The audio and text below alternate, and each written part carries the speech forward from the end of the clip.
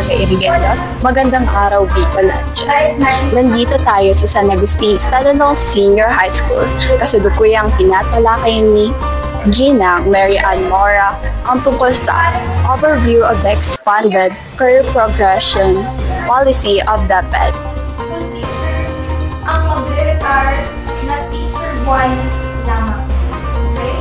Mamaya sabihin kung sino nagsabi niya. Teachers career path should allow them to remain in the classroom while advancing in teacher and concentration. Pangatlo, teachers should be given career options. Ito na yung sinabi ko kanina. Okay? Kung gusto nila ang classroom teaching or school administration. Okay? Teachers' career advancement should be based on quality of teaching practice. Okay?